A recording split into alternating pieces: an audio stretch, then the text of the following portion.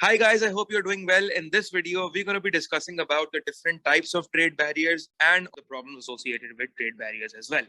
So guys, the different forms of trade barriers that we will be discussing is that first of all, we've already seen why trade barriers should be imposed because of the disadvantages of free trade. And so basically, if we talk about trade barriers, there are basically different forms that the government can impose. There are different types of trade barriers, and whatever the government thinks is best for the economy, it is going to impose that, right?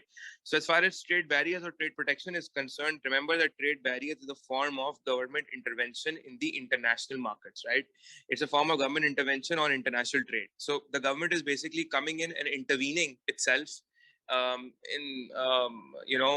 the international forums, and it is imposing certain barriers, and that is basically a form of government intervention. So there are various reasons why the government may impose trade barriers. It is simply because of the disadvantages or the cons associated with free trade. So why does government imposes trade barriers? It imposes trade barriers because of the problems associated with 100% uncontrolled level of free trade, right?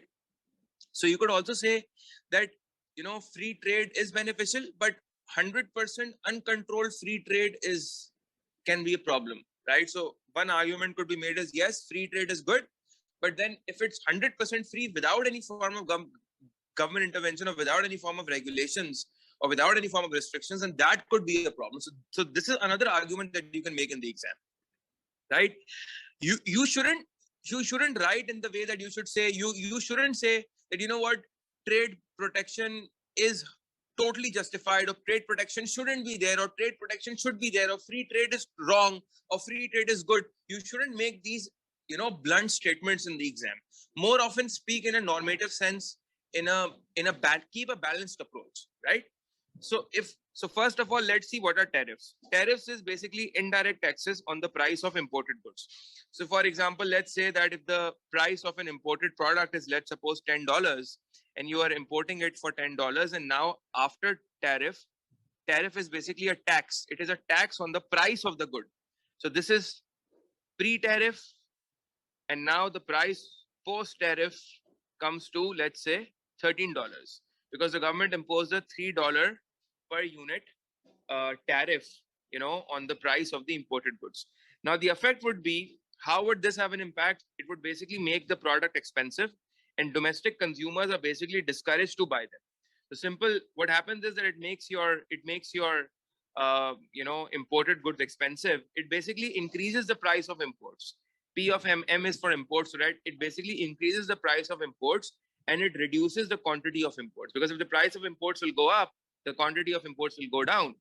And if the quantity of imports go down, basically your import expenditure goes down. And if your import expenditure goes down, remember, your balance of trade on the current account improves.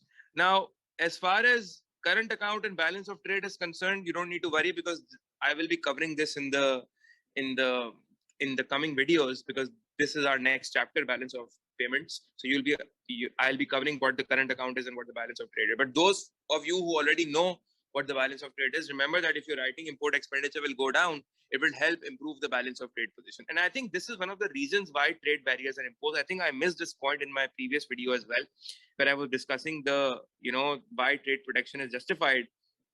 One of the reasons why trade protection is justified is that, if you are because the government needs to restrict free trade. And when you're talking about free trade or trade that is uncontrolled, it means that the government has allowed, whatever imports that want to come in. So government has not restricted anything on the nature of imports, and also on the quantity of imports, right? So whatever you want to import, in whatever quantity you want to import, the government has allowed that. Now, if the quantity of imports is too high, obviously your import expenditures would be increasing. And if your import expenditures go up, the balance of trade position on the current account will worsen. Your balance of trade may go into a deficit, which will lead to a current account deficit, right? And that's a problem. Your current account position will worsen, right? Don't write balance of payment. Be very specific, because balance of payment has different components to it. So be very specific, write balance of trade. Now, for those who don't know what balance of trade is, you guys don't need to worry. Balance of trade is just the difference between exports minus imports. It's the difference between export revenues minus your import expenditures, right? It's the difference between export revenues minus your import expenditure. So for example, if you have $10 million worth of exports and you have $13 million worth of imports, it means your balance of trade position is negative. That is, it's unfavorable, it's worsened. There's a 3 million deficit on your current account, right? So the government needs to restrict the quantity of imports so that import bills go down, import expenditures go down. And the nature of the imports is also another reason why trade protection is imposed. Because if you're importing a lot of demerit goods, right? If you're importing a lot of demerit goods, that could significantly harm the welfare of the economy. But if you're evaluating the fact that, imports are harmful, so a lot of students always say imports are harmful. But then I can clearly argue and I can disprove why imports are not harmful, because yes, I agree with the fact, or you would write in the exam, we agree with the fact that yes, imports causes a balance of trade deficit, but also the fact, what if we are, it depends upon the nature of the import. This is a very strong evaluation that you will write. It depends upon the nature of the imports. What if we are importing capital goods? What if we are importing equipment and machinery? So yes, importing capital goods will result into a balance of trade deficit in the short run. However, in the long run, it will shift the PPC to the right and it will cause long run economic growth, because we know that capital goods has the potential to shift your LRAS to the right. So it will basically increase the productive capacity of the economy. We know that capital goods can increase productive potential or capacity of the economy. So it depends upon the nature of the imports. So just because we are importing doesn't mean that it's always bad. And guys, this is a past paper question in the exam. The question was, discuss whether current account deficits are harmful, or discuss whether current account deficits are always harmful. So remember that current account deficit arises when imports are greater than exports. Now, obviously, a current account deficit is not always harmful because it depends upon the nature of the imports. If you're importing consumer goods, that's bad, right? But if you're importing capital goods, although yes, in the short run, it will be a deficit on the current account, but in the long run, it will be beneficial. Because the thing is, what you will write is, okay, these capital goods which you are importing will produce consumer goods in the long run, right? And then you can export these consumer goods as well. So it will help you generate future inflows of foreign exchange. Your foreign exchange reserves will rise, and your short-term deficits would actually convert them into long-term surpluses. Because although yes, you're importing capital goods, you're importing equipment and machinery, that's causing a negative impact on your current account, and it's causing a deficit on your current account. But in the long run, these same capital goods will produce consumer goods, which you will then export to foreign countries, which will help generate surpluses in your current account and will help you generate foreign currency reserves in your current, right? So again, you argue, remember, 8-mark discuss question is an argument. It's a constant argument, a debate between one point and then a counter argument to what you're saying. So moving forward, what tariffs are, basically, it's just, tariffs is an indirect tax on the price of imported goods. It makes your imported goods expensive and reduces the quantity, right? It reduces the quantity of imports, since otherwise import expenditures will rise. So basically what I'm saying is that yes, if tariffs are imposed, it would actually make your imports expensive and would reduce your quantity of imports, hence reducing import expenditures, right? The another, but then again, remember that, the problem is that if you're imposing tariffs, let's say Pakistan imposes tariffs from import of, let's say, product A from India. Pakistan is importing a product from India, and Pakistan then imposes a tariff on that product. So if you are restricting, remember that if you are restricting your imports are exports of another country. Your expenses are incomes for another country. Your import expenditures are export revenues for the other country. Import expenditures of Pakistan are export revenues for India. So if you are restricting your imports, indirectly or in fact directly, you are restricting their export revenues. You're limiting their incomes. So they will then retaliate. They will not sit quiet. They will say, okay, fine, if you have imposed tariff, we will also impose tariff. So this may ultimately lead to some sort of a trade war as well. And remember that if this starts a trade war, especially if we know that Pakistan, India has a lot of political tension. You could also mention this point. This is economics. talking about Pakistan-India political tension. This is all economics. This is not politics. This is economics. You'll say already countries like Pakistan and India have a lot of political tension, and if they start a trade war, you could remember in the past, basically USA and China have had witnessed trade wars. And if Pakistan and India has a trade war, no one benefits in a trade war. Pakistan loses, India loses. Both countries lose if there's a trade war, right? So, and remember that if Pakistan imposes a tariff of 10% on Indian products, and India retaliates by imposing a 30% tariff on your exports to India. See, you are importing from India, but India is also importing from you. So if you restrict their income, they will restrict your income. And what if they retaliate much worse than what you did? So are you better off or worse off?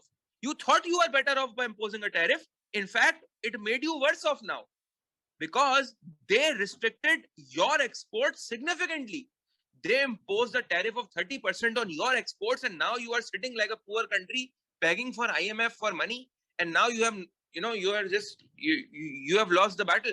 So what I'm saying is that if the retaliation is stronger than the trade barrier, you impose a trade barrier of 10%, they impose a retaliatory barrier of 30%. So if the retaliation is stronger than the trade barrier we impose, this may outweigh the benefits of protectionism, causing a trade deficit and significantly reduce imports. What I'm saying is that if what happens is that the retaliation is stronger than the trade barrier we impose. So we impose a trade barrier of 10%. This may outweigh or offset the benefits of protectionism. Because we thought that trade protection would be beneficial to us because of a 10% trade barrier we had imposed. So you tell yourself, if you impose a tariff of 10% and you think your import expenditures would go down by 10%, but then they impose a tariff of 30%, so your export revenues went down by 30%. So are you better off or worse off? Your current account deficit will now increase. It will worsen because if your import expenditures go down by 10%, your deficit will improve by 10%. Your deficit will improve by 10%. But then if your export revenues goes down by 30%, your deficit will worsen by 30%. So you are at a 20% loss. You are 20% worse off. I don't need to give the figures in the exam. This is just for your own understanding.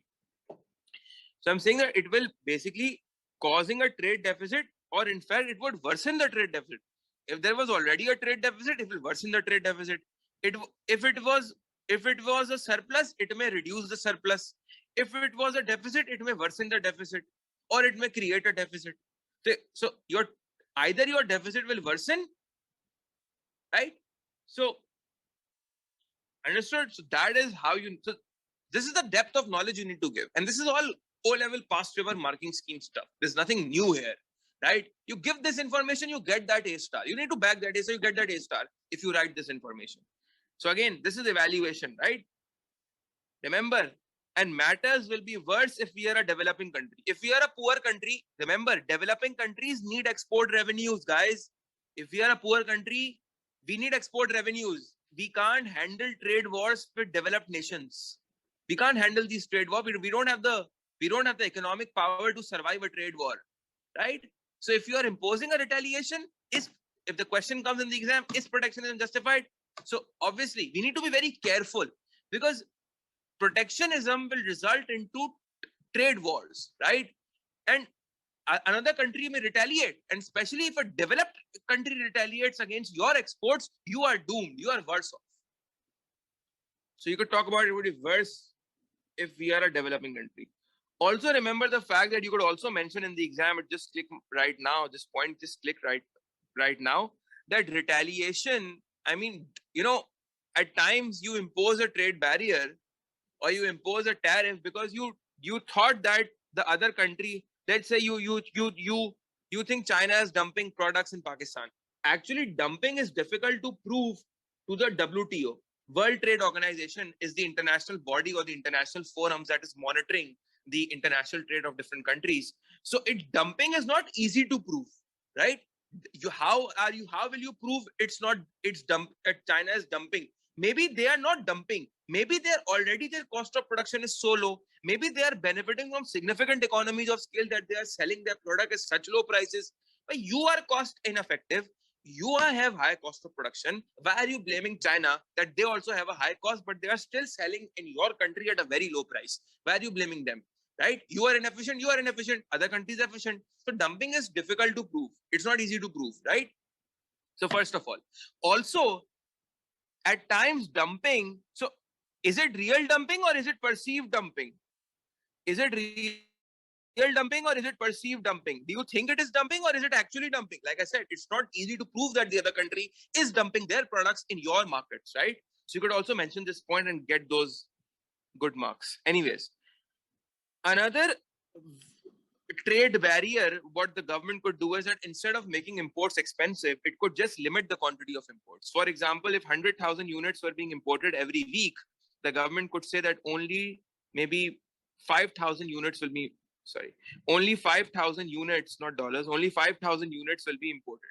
So quota is basically a limit.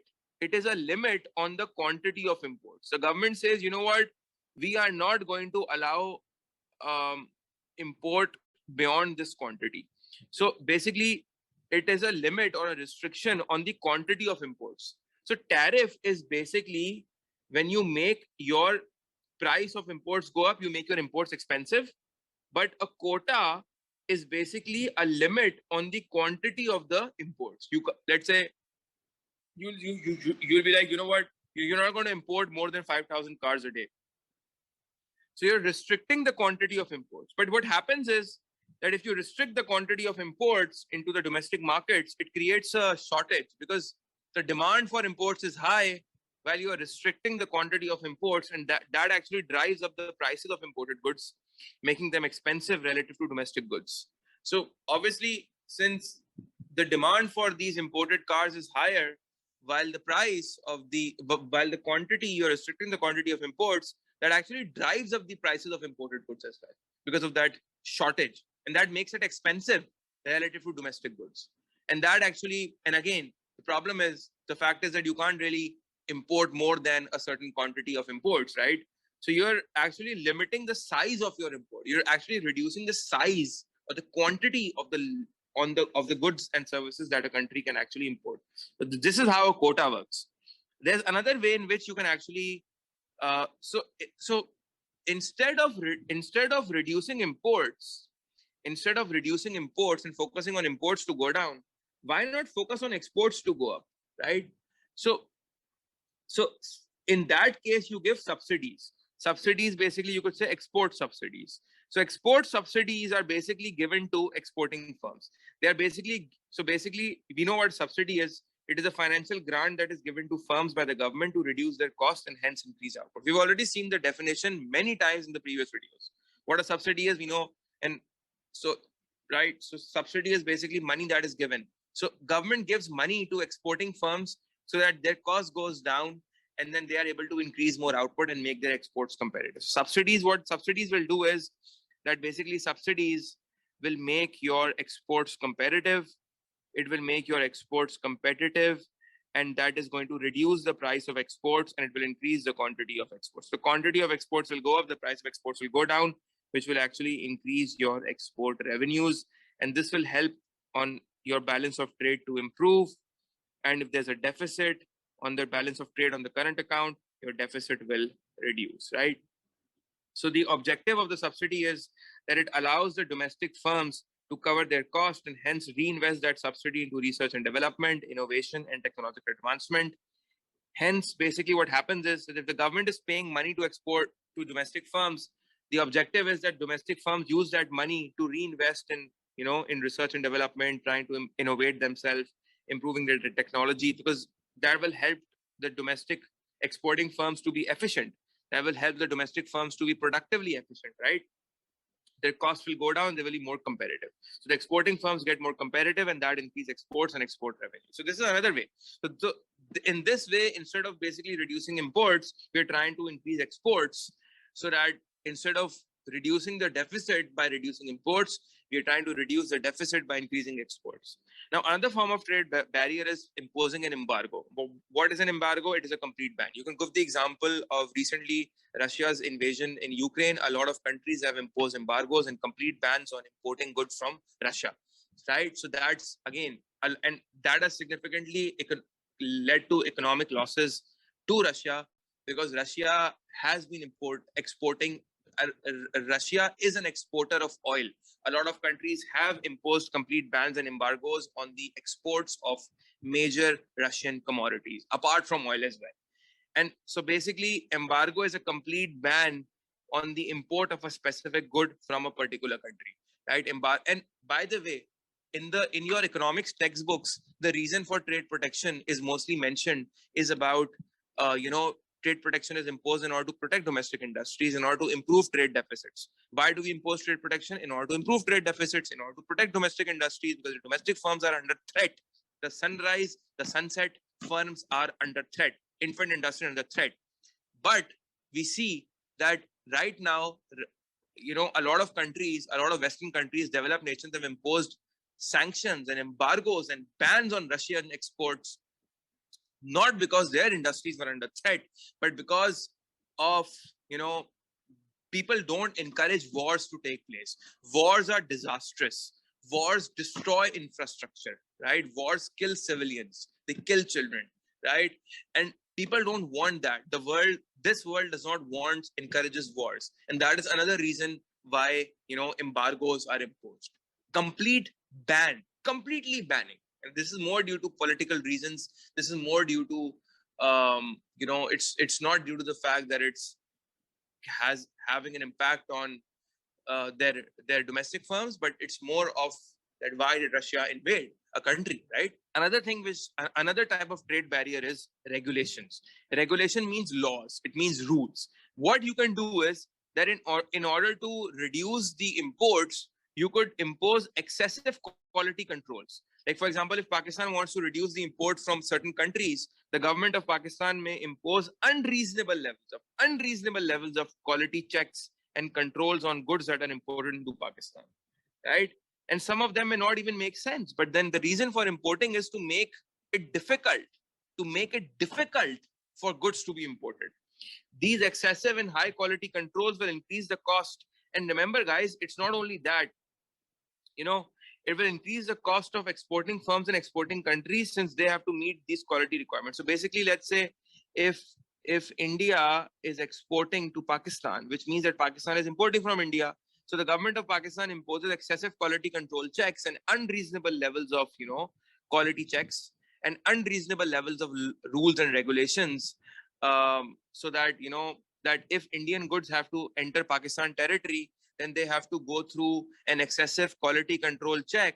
And some of those quality control check and laws and rules and regulations, some even seem unreasonable, but they are imposed because of a purpose. The purpose is to actually reduce imports, right? So, a lot of goods may not even bypass those quality checks. Some of them might just fail to, pass those quality checks. And that is why then they will not be allowed to enter the Pakistani territory. And that is how one way in which we can reduce, imports of these goods and services, excessive imports of these goods and services, right? So this is another way in which, the government may actually, this is another form of trade protection. Now, when you are evaluating trade barriers, remember that, you need to think of these 4 points. Are trade barriers effective? When can they be not effective?